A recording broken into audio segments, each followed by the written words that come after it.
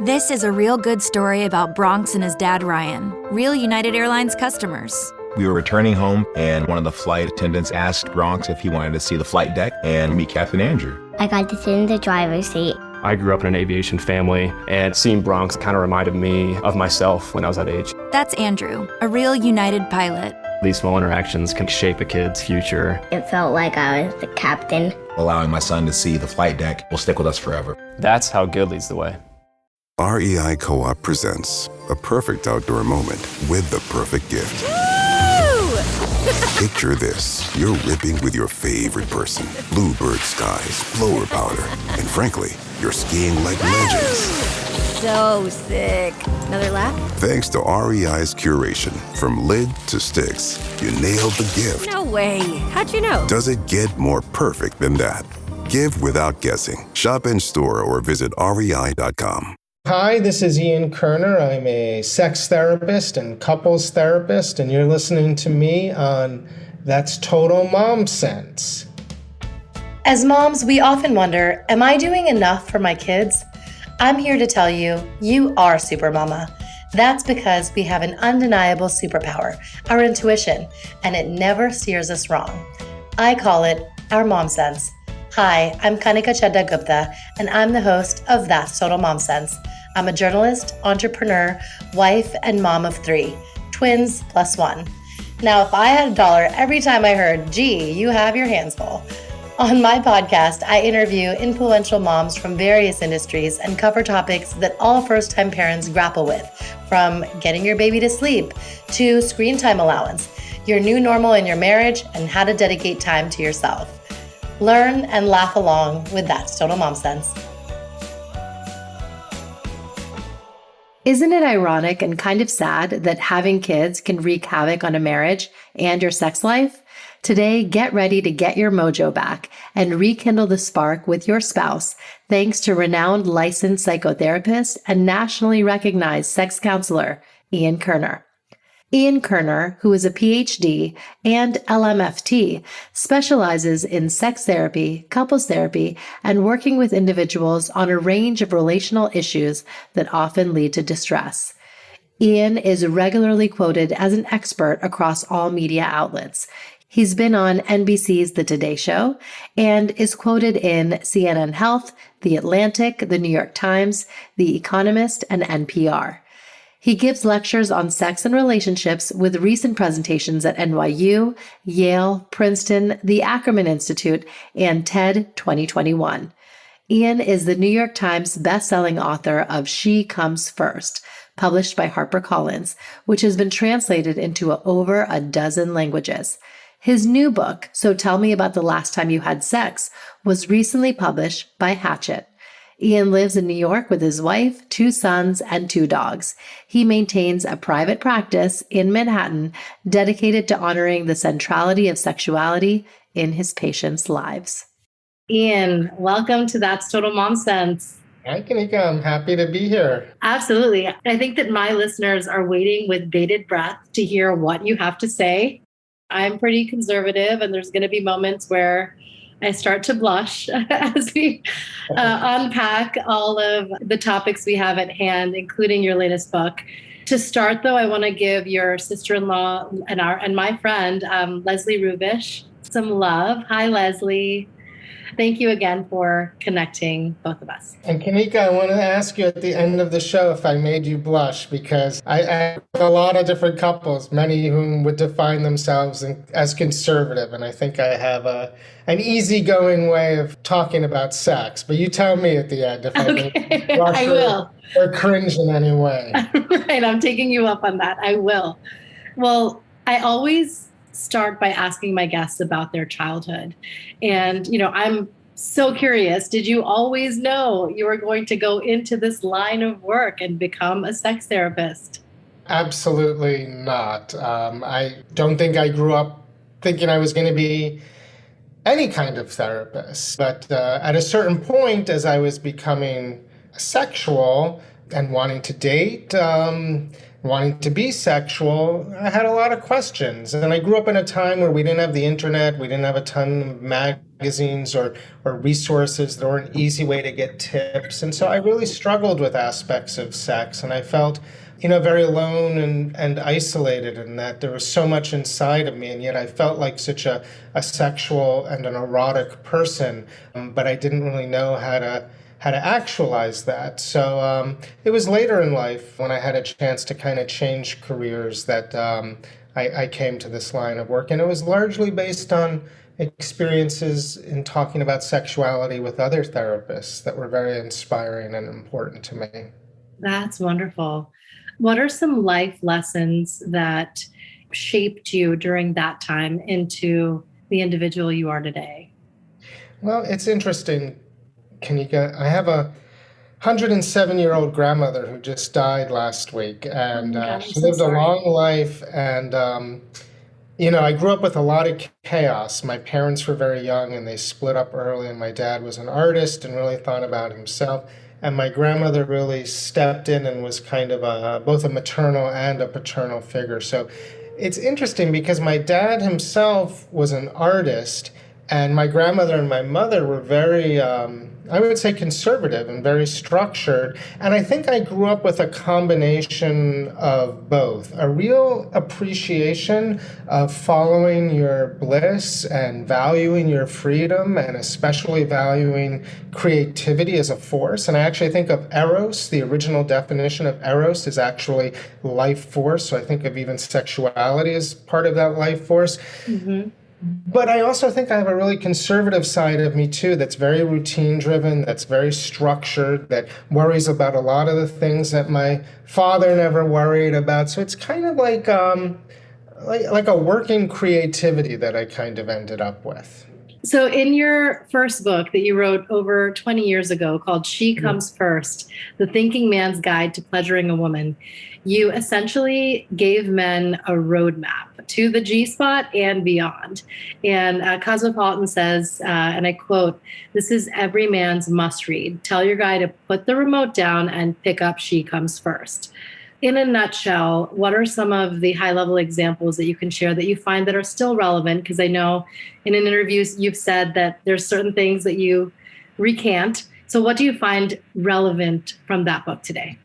Well, let's see if I make you blush, because the biggest thing I found is that our society as a whole, and particularly men, are ill-cliterate. There is a plague of ill-cliteracy, and I think the big message of the book was helping to give men, as well as women, an accurate framework for thinking about female sexuality and creating sexual experiences that are mutually pleasurable. Because not only do we have a deficit of sex often happening, especially for parents, we have a deficit of quality sex happening. And that's largely because we're stuck in a kind of what I call the intercourse discourse, just a way of valuing intercourse above all other behaviors and approaching sex. But when you look anatomically, the clitoris is actually a few centimeters above the vaginal entrance. What that means is that so many intercourse positions fail to adequately stimulate the clitoris. And really the clitoris, it's fully known, is the powerhouse of female sexuality. And once you go 2 or 3 inches inside the vaginal canal, there are few, if any, really active nerve fibers, because think about it, the vaginal canal is designed to deliver babies, right? And we want to minimize feeling and minimize sensitivity, minimize pain. So really, it's all about those clitoral structures that are on the surface of the vulva and within the first inch or so of the vaginal canal. So it's important to move from an intercourse way of thinking to an outer course way of thinking, which is actually the way that most LGBTQ and queer folk think about sexuality. They're not defined by one way of approaching sex. They build sex scripts and sex menus out of many different behaviors that are personalized for their pleasure. Right, right.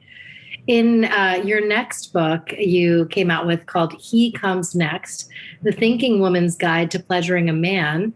And then there was also Passionista, The Empowered Woman's Guide to Pleasuring a Man.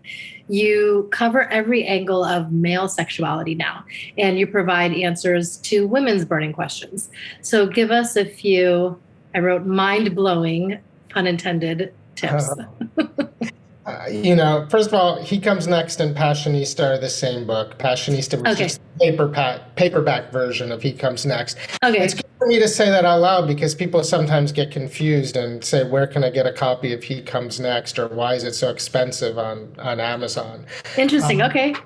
I don't know, you're asking me for a mind-blowing tip, and I don't know that I can get into a mind-blowing tip mood exactly, but I will say that I wrote that book to actually just debunk a lot of expectations that women had around men, and that men are always high desire, men can be walking erections, men are totally genitally focused, men are intercourse focused. I mean, I think I just wanted to sort of break out of some of those ways of thinking, to be honest.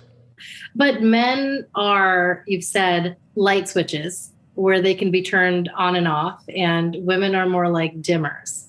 That is important. And again, that's a generalization. It's not true of everyone. But in general, men experience what we would call spontaneous desire or highly reactive desire. And this can be a problem in marriages because men can really sometimes process a single sexual cue. Like, look, I'm a guy, my wife comes out of the shower, I'm still attracted to her, she looks cute, she looks sexy. Like, I feel that in my body. And I feel that in a way that I want to be sexual. Now, listen, I could get out of the shower. I don't know if my wife finds me sexy when I get out of the shower, but let's say she does. That single sexual cue doesn't metabolize into arousal in the same way. So women are more in what we would call a responsive desire model, meaning that desire isn't the first thing you feel. It's like the second or third or fourth, and there needs to be a percolation and a simmering of sexual cues. So that's where we kind of get into the light switch, like quickly on, and the dimmer, which is a little slowly. And basically what I'm saying is there's two different desire frameworks that often clash in a relationship, and we want to kind of create a shared framework. We all know 50% of the marriages in the U.S. sadly end in divorce, and there has been an uptick of divorce rates during the pandemic. So do you think that it's, of course, the stress, the burnout, but also the lack of sex, because that's how these partners have drifted? Yeah, I think it's two things related to sex. I think one, it is the lack of sex, because sex is something that's so important and so central and something that we can really miss. And it's the thing that makes us more than just roommates. It's the thing that defines us as romantic partners. And so we can miss the sex, we can miss the romance. But here's the other thing that doesn't always get discussed is that, there was research that showed that couples who had sex once a week, good, healthy sex, had higher levels overall of relationship positivity than couples who didn't have sex once a week. And the couples who had sex more than that, 3, 4, 2, 5 times a week, they didn't have higher levels of relationship positivity than the couples who had sex once a week. But the couples who had sex less than once a week had lower levels of relationship positivity. So it's not just that we miss sex for sex. It's that sex is a powerful, positive force in our relationship. It reinforces and strengthens a relationship. And so without it, a relationship is weaker and vulnerable overall, not just in intimacy, in every area. Yeah. I mean, one thing that I want to kind of say and reveal is that, I'm a part of many mom groups, and we all share openly with each other. And I know a lot of moms, after they have kids, easily go 6 months, 9 months, a year, 2 years without having sex. Mm-hmm. Is that like code red? Well, having a baby is a beautiful milestone in the life cycle of a couple, and it really helps continue the story of a couple. And it's important that couples have stories and keep expanding. But you're right, it can really lead to sort of a temporary cessation in sexuality. And I think couples need to plan on sort of how to deal with that period and so it means being able to communicate. The problem is when you don't find yourself getting back into a sexual or a romantic routine, and that period after having a baby of 6, 8, 10 weeks where sex is a little more fraught, where you don't end up picking it back up. And it is easy to lose your sense of sexuality, and it's easy to lose your sense of eroticism. And I think after having a baby, both men and women are vulnerable in many different ways to that loss of sort of that sexual connection. Yeah, no, it's true. I mean, and then the babies grow up and then they become toddlers and kids, God bless them, but they, are definitely a reason for losing the intimacy in a marriage and sex in a marriage. So, how do we navigate being parents of young kids and making time? Couples are good at multitasking, right? We're good at being parents, we're good at changing diapers, then we're good about talking about bills, we're good at talking shopping, we're good about solving our work problems, we're good at multitasking. But when does sex come into that sort of multitasking, right? So I always talk to couples, I say, it's not just about scheduling sex or scheduling a date night. It's about maintaining an erotic thread in your relationship. It's about keeping the air oxygenated with a little bit of eroticism. It's about being able to just have an erotic moment or a sexual moment and then continue. If you're not going to end up in bed having sex if there isn't anything leading up to that is erotic or sexy. I think it's less about let's schedule sex, although I believe in scheduling sex, to be honest, but it's more about committing to being flirty, being erotic, being sexy with each other, decoupling a sexual gesture from an obligation to have sex, right? So many couples won't even touch each other or hold hands or kiss or grab or grope or say something sexy because they think, oh my God, does this mean if I engage, I have to go have sex? I have to run in the bedroom? So decoupling sexiness and eroticism from actually having sex is important. Did you know there's an organizing app designed just for families? Named a must-have mobile app on the Today Show, Cozy is an app to help families who are juggling school schedules, practices, meetings, doctor's appointments, and even helps them schedule a workout or a date night. Here's how it works. Cozy tracks everyone's schedules and events in one place with a shared color-coded calendar. Cozy even reminds others about events so you don't have to. No more missed pickups or double bookings. It's easy to get started. You can even pull in events from your family's personal, work, and school calendars. Cozy helps with other things on your plate too. The shared grocery list lets the whole family add items in real time, and you'll never find yourself at the store without the list. It's always on your phone and up to date. If you need help figuring out dinner, there's even a place to store recipes and plan meals ahead. The best part? It's free. Just download Cozy Family Organizer from the App Store, and that's spelled COZI, and get the free app today. You all know I love being organized, using calendars to sync up and labels so you never drop the ball. Cozy up with Cozy to keep you and your family on track. Getting ready to step into your career era? Set yourself apart with Adobe Creative Cloud Pro for students. Hone your skills with apps like Photoshop, Illustrator, Premiere Pro, and more, powered with the latest in creative AI. Students save over 55% so you can build a portfolio you're proud of. Launch your future with Adobe Creative Cloud Pro for students. Visit adobe.com/students to learn more. Adobe Acrobat Studio, so brand new. Show me all the things PDFs can do. Do your work with ease and speed. PDF Spaces is all you need. Do hours of research in an instant. With key insights from an AI assistant. Pick a template with a click. Now your prezzo looks super slick. Close that deal? Yeah, you won. Do that, doing that, did that, done. Now you can do that, with the all-new Acrobat. It's time to do your best work with the all-new Adobe Acrobat Studio. You explained that there are two types of marriages. There's traditional and egalitarian. So can you kind of explain what that means?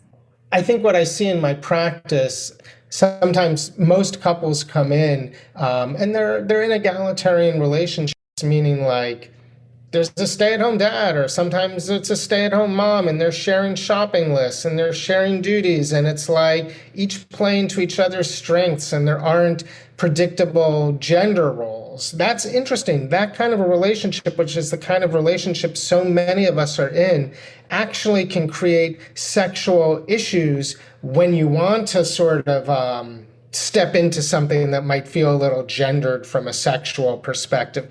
On the other hand, sometimes, rarely less so, especially in New York, do I see couples who I would say subscribe to more traditional roles in which men are out there working and bringing home the bacon, and women are at home with kids, cooking it up. But I guess that would sort of be the difference between traditional and egalitarian. And I think many of us have aspects of both. Counterintuitively or paradoxically, I found that sometimes it's really the couples in traditional marriages who have more resilient sex lives than the couples who are in egalitarian relationships. So it's interesting. So in your latest book, So Tell Me About the Last Time You Had Sex, Laying Bare and Learning to Repair Our Love Lives, you shed light on your philosophy of how sex is like a story and there's a script.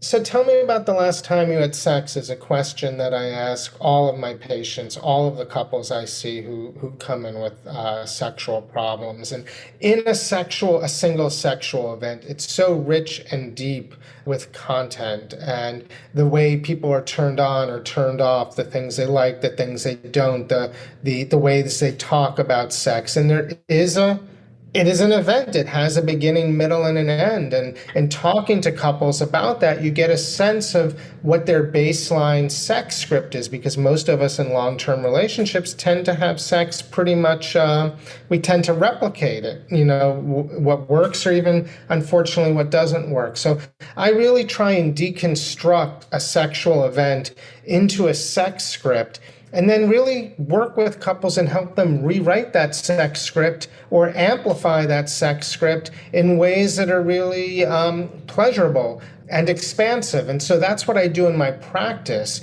And I do that over the course of sessions every other week. And so the book is really as close to sitting with me and rewriting your sex script to work for both of you as a couple.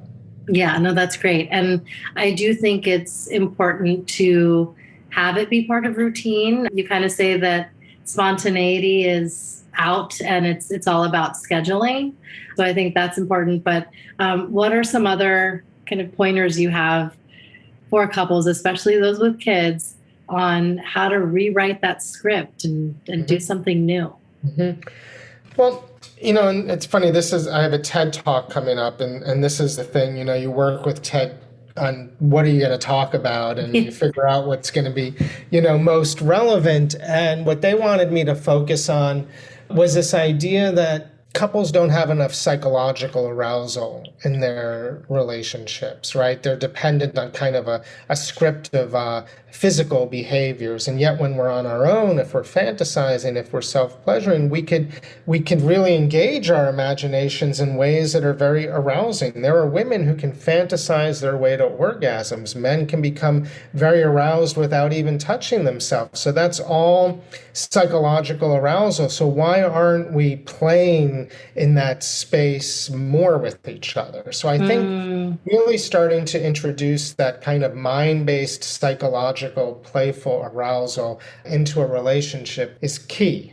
Okay, so here's a interesting question. I feel like all women are thinking about it. Should women fake it? No. Quite simply, no. From the very first date to being in a long-term relationship, you want to be able to honestly communicate and you want to be able to give feedback. And anytime you fake it, you're subordinating your pleasure, but you're losing an opportunity to communicate. And we have to sort of be a little more resilient about having these conversations. I mean, we can have tough conversations with anybody. Why do we have to be so delicate when it comes to sex to the point where we would fake it and not even talk about what's working? And why would we assume that sex would automatically work without talking about it? Yeah. So no, I don't believe in faking anything, nor do I believe that orgasm has to be the most important part of sex. So if you're faking orgasm, you're also faking probably everything that's leading up to orgasm. Yeah. To orgasm. So no, don't fake it. Figure out how to talk about it. So now let's talk about, getting creative when you have kids. Number one, how do we get them out of the bedroom and not come in? Let me just say something. I agree. Certainly, I don't want kids in the bedroom. And I think I can say that my kids have never burst through the door when I was having sex. But I just want to say something, which is there's no study that shows that actually seeing your parents have sex is psychologically damaging. There are studies, however, that show that being sex avoidant as a parent, not talking about sex, not modeling intimacy, not being affectionate, does have a negative effect. Yeah. So, yes, it's about how to keep kids out of the bedroom, but not keep them out of a world of sexuality and learning and seeing that you are loving parents who are sexual. I don't have a lock on my door. I think every couple is going to be different in how they live in their routines and schedules. Kanika, what I'm used to, I give sex homework to couples, parents, and most couples will come back and say they tried it. But a lot of couples will say, oh, we just didn't get to it. We were sick. We had to work. We were tired. Our mother-in-law was here. Our kids were here. There's always going to be an excuse to not have sex. There's always going to be a reason. And unless you start figuring out how to find those spaces, you're going to be in a tough spot. Yeah. Do you find that the kind of challenges that your patients come to you with are different when it's hetero couples versus same sex? Like, what are some of their problems that they're facing oftentimes? I think people are more similar than different. So the reason my methodology, so tell me about the last time you had sex, works is because it really plays on the universal similarities between people while respecting individual differences. So I can be working with two dads and they're going through the same thing as a heterosexual couple or two moms, So I think the stressors that we deal with are different. What I will say is great about LGBTQ couples is they are more flexible about how they define sex. They don't feel that sex has to look a certain way, and so there's more ways of experiencing pleasure together. Yeah. Wow. You mentioned ethical porn earlier. Where do you find ethical porn, and how would you get it so that your laptop doesn't crash? Porn is a big part of life. Men love porn. More and more women are loving porn. It's a way of getting aroused together, just like you could read an erotic literature or watch Sex Life together. So I think we have to normalize porn and remove some of the stigma, but we also have to look for ethical porn. Just as you might drink a cup of fair trade coffee, you want to know like the people who are being treated well who are making this.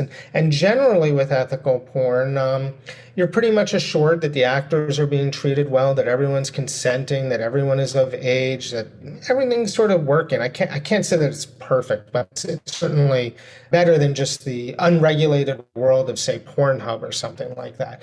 And so fortunately, the ethical porn movement is actually being led by women. So if you just look up like someone like Erica Lust, she is a mom, she is an erotic film maker, she's a sex educator, and she's making terrific ethical porn films. And there's enough happening now that's female-centric, that couple-centric, and the media has really caught on. So just Google it. I mean, you'll be sent to legitimate sources, even the New York Times, Mary Claire, Cosmo, whatever it is, Bustle, whatever you're reading, there are reviews now of sort of like ethical porn sites. So it's not hard to find. Just go Google ethical porn and you'll find a trusted reading media source that's probably talking about it.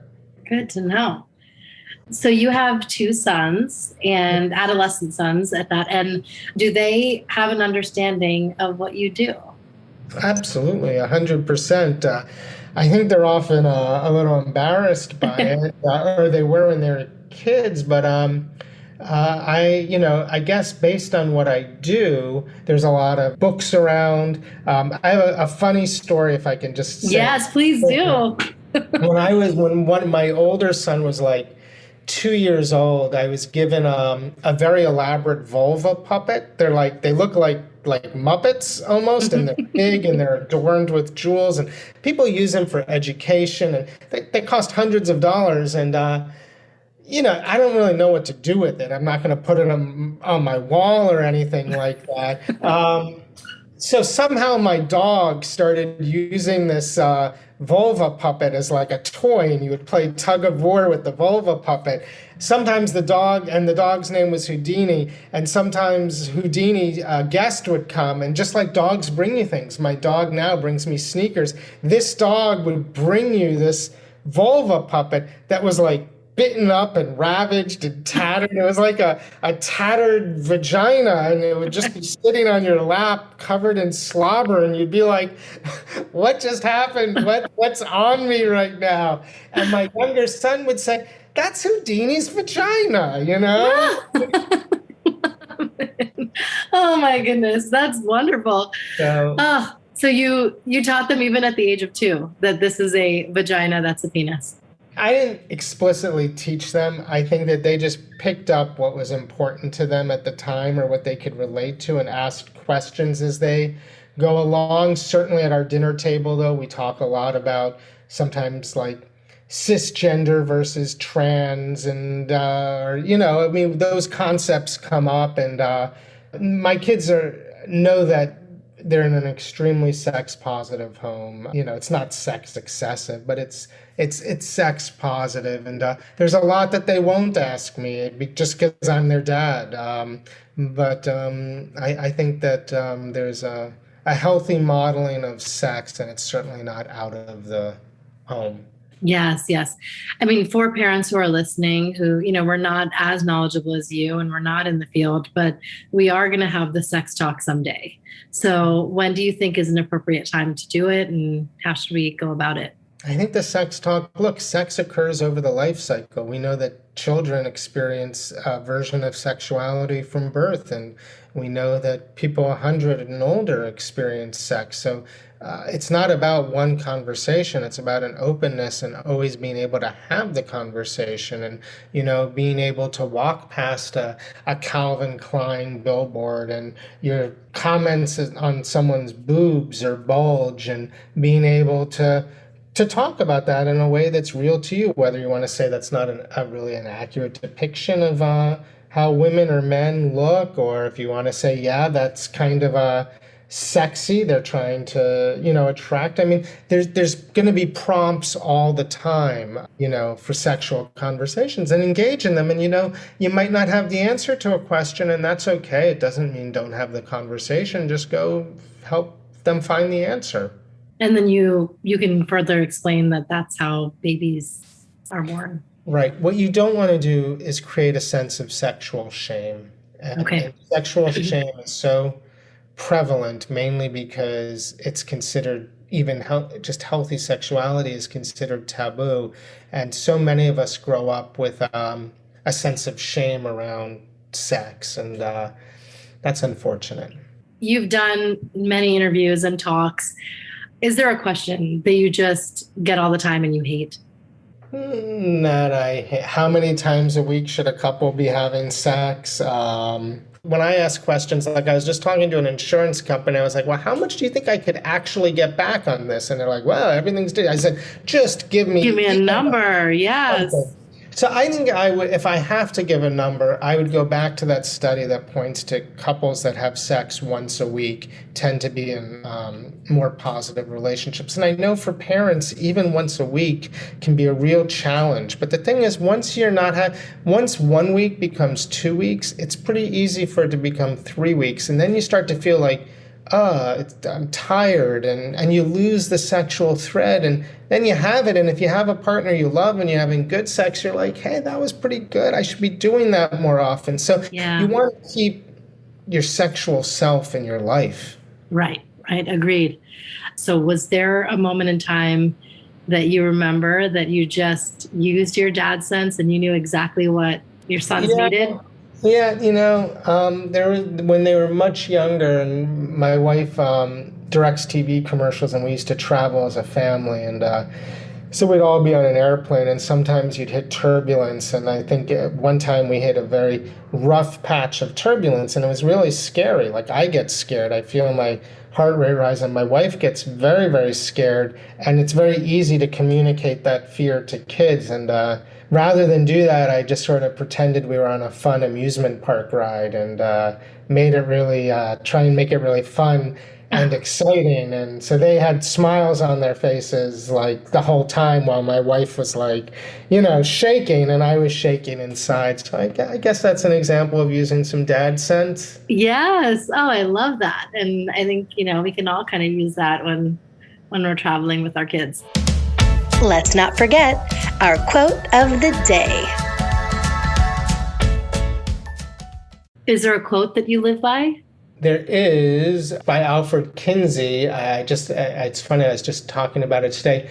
We are the recorders and the reporters of facts, not the judges of behaviors. And I didn't get it exactly right, but basically, especially as a sex therapist, I have to be very non-judgmental. And so it means just being open-minded and listening and being curious and not judging. It's so important with sex, but in any conversation that we're having today. So I think for me, trying to always stay in a non-judgmental place is important. It's now time for Mom Haul, when we share products we love. Is there a product that you're loving right now? I've been having fun with an app called Coral. I actually know the people behind it, and I've contributed to it, but it's sort of taking sex education and sexual connection into the world of social media, and they put a lot of positivity into it. So I really like the Coral app. I'm a fan of the WeVibe vibrator simply because it's designed for couples to use together. So as opposed to it being something that's designed just for women, say, it's a chance for couples to kind of explore that together. Lastly, where can my listeners find you? Just on my website, iankerner.com. That's sort of where I'm at. And your books. What about your books? I hope that they're everywhere. I mean, certainly they're on Amazon, but I think, even if there's a book I'm anxious to read, I'll still order it from my indie bookstore, and it might take 3 or 4 days, but I really want to support indie bookstores. So I don't know if they all will have my books, but they can all certainly get them very quickly. Well, thank you. Yep, here it is right here. It was such a fun read. My husband's going to read it next. And it's great for couples to open up their minds and understand where the other is coming from, create a script together and have fun with it. Well, this was a pleasure. You had a lot of great, compelling questions, and you did a lot of research, and I always appreciate a fun and good interview. Thank you for listening to today's episode. I promised Ian I would let him know if I blushed or not, and I did a couple times. But it was really a wonderful conversation. I'm so glad that we were able to dive right in and uncover all the myths and the questions that we all have when it comes to relationships and intimacy. I hope you got some great takeaways too. And if you enjoyed the episode, share it with your friends wherever you listen. The podcast is available on Apple Podcasts, Spotify, GoodPod, Stitcher, really any platform that exists. And if you enjoyed it, Please rate and review the episode. It really helps. If you have any suggestions for show topics or guests, or just want to say hi, email me at thatstotalmomsense@gmail.com. And you can follow me on Instagram at Kanika Chadda Gupta and on Twitter at Kanika Chadda. Thanks so much for being part of my tribe. Remember, always trust your mom sense and your dad sense. Stay strong, super parents. See you next time. That's total mom sense.